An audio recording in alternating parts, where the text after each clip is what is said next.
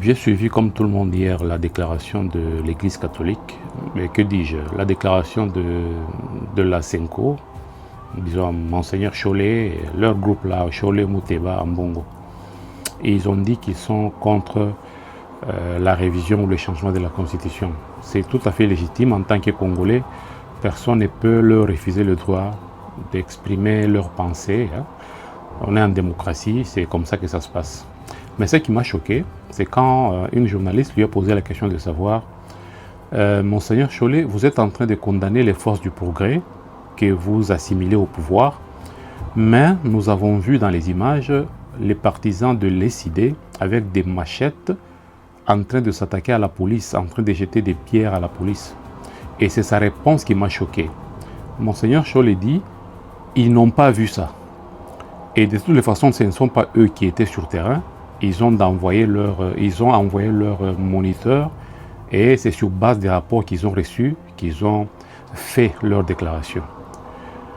Alors, la question que je me pose, donc les moniteurs de la Senko, eux ne voient que ce que le pouvoir fait, mais ce que l'opposition fait, ils ne voient pas.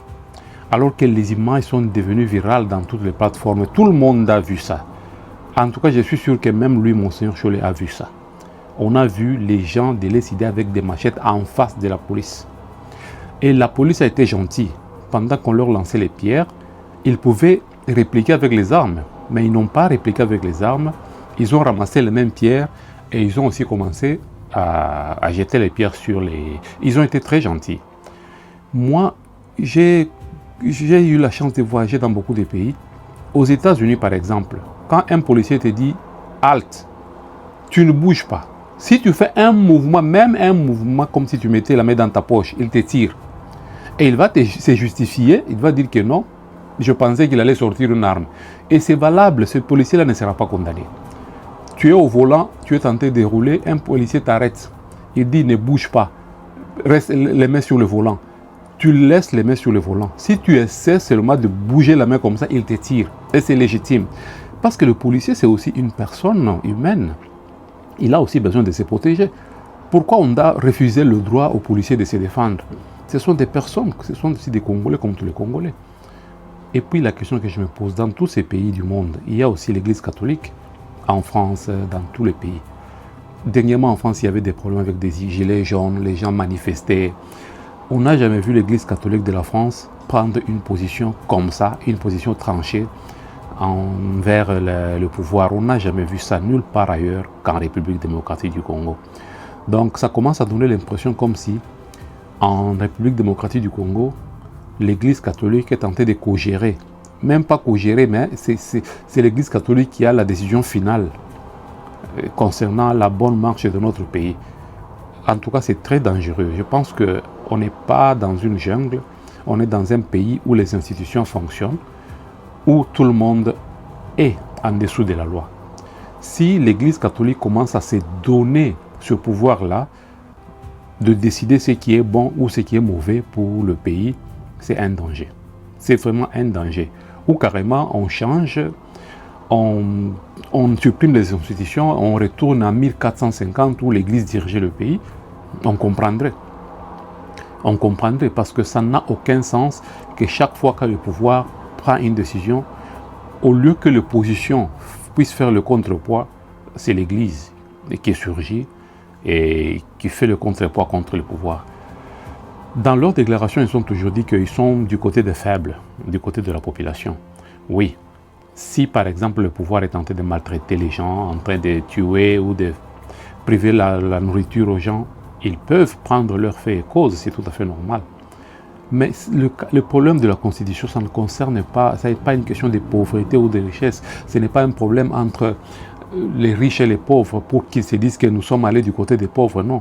C'est un problème crucial pour le pays où les élites devraient, en principe, se mettre ensemble pour trouver des solutions.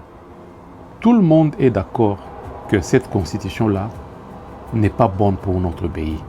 En commençant par eux-mêmes les prêtres catholiques, parce que quand cette constitution a été votée entre parenthèses, parce que moi j'étais au Congo à cette époque-là, mais je ne sais même pas là où les votes sont passés. On a été surpris d'apprendre que non, la Constitution a été votée, si c'est à 51% ou comment, je ne sais pas. Ok, admettons que c'était ça. Mais tout le monde était contre. En premier plan, c'était l'Église catholique. Et tout le monde avait dit que il faut changer cette Constitution le plus vite possible.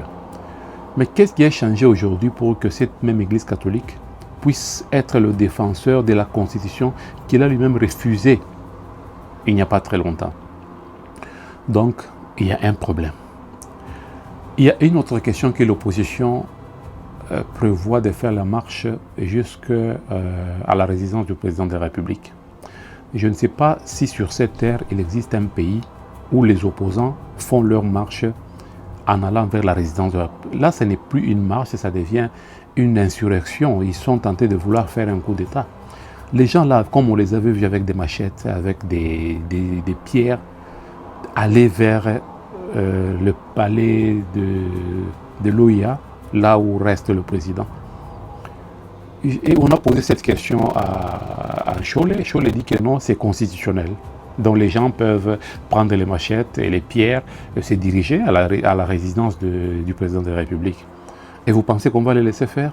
Même en France, même aux États-Unis, le pays des grandes démocraties, les gens peuvent se permettre de prendre la direction du résidence d'un président de la République en fonction, et on les laisse parce qu'on est dans la démocratie. Je pense que nous devons changer notre façon de voir les choses si nous voulons que le pays marche vraiment. Je commence à croire à ceux qui pensent que l'Église catholique travaille pour les ennemis de la République. Et je commence à leur donner raison. Parce qu'imaginez, la mission que l'opposition s'est donnée, c'est de demander à Félix Tshisekedi de démissionner. Et l'Église catholique a validé. Ok, le président démissionne. Qu'est-ce qui vient après? Qu'est-ce qui vient après? Le pays est divisé déjà au moment où nous parlons. Une partie est entre les mains des rebelles. Et quand le président démissionne aujourd'hui, automatiquement les rebelles s'autoproclament. Donc c'est ce que l'Église veut, c'est ce que les oppositions veulent, alors que tout le monde sait bien que cette rébellion-là, ce n'est pas notre rébellion, c'est une rébellion rwandaise. Mais là, on a mis un Congolais à la tête juste pour masquer. Tout le monde le sait, parce que tous les rapports en parlent.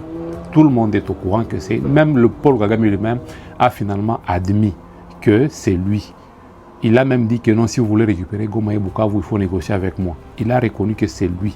Dans cette rébellion-là, ce n'est pas une rébellion congolaise, ce n'est pas une opposition qu'on appelle opposition armée. Non, d'ailleurs la constitution congolaise ne prévoit pas d'opposition armée.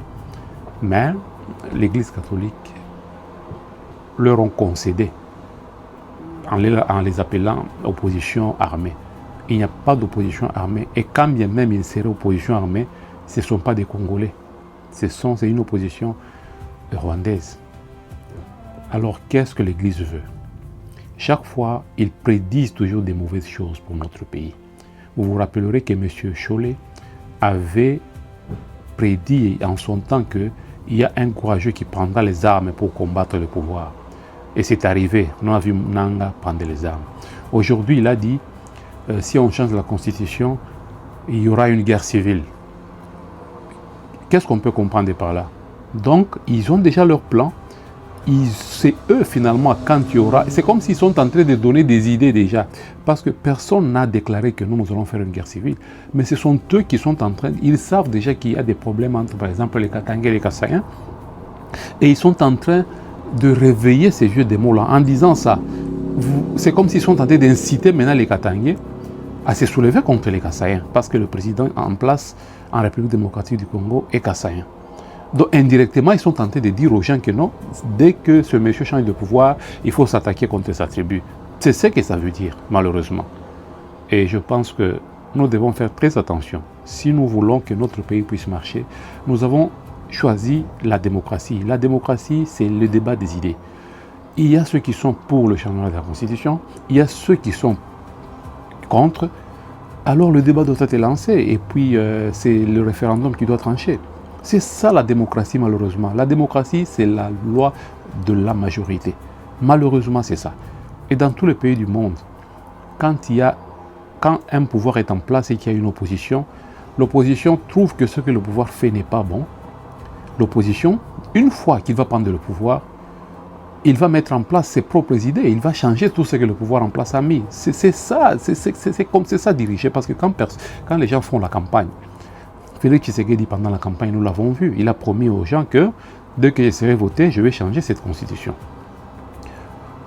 Et aujourd'hui, il est élu, donc il a le droit d'appliquer son programme, le programme sur lequel il a été voté. Où est le péché? C'est la démocratie. Nous avons voulu, c'est comme si au Congo, on veut une chose et son contraire. Ou soit on veut la démocratie, ou soit on n'en veut pas. Si on en veut, c'est la loi de la majorité malheureusement. C'est que la majorité doit décider, que ce soit bon ou mauvais, c'est ce qui va passer. Alors l'opposition va attendre, s'ils trouvent que ce que la majorité fait n'est pas bon, ils vont attendre, quand ils seront au pouvoir, ils vont corriger ça. C'est ça la règle en démocratie. En tout cas, peuple congolais, nous devons faire très attention. Sinon, le pays est en danger.